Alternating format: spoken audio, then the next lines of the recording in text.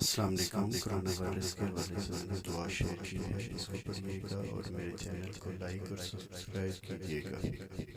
يا كريم يا رحيم يا عليم يا رب العرش العظيم يا قاضي الحاجات يا كاشف الكربات يا مجيب الدعوات يا غافر الزلات نعوذ بك من البرص والجنون والجذام ومن سيء الأسقام ونعوذ بك اللهم من زوال نعمتك وتحول عافيتك وفجاءة نقمتك وجميع سخطك وصل على نبينا وسيدنا محمد وعلى آله وصحبه وسلم.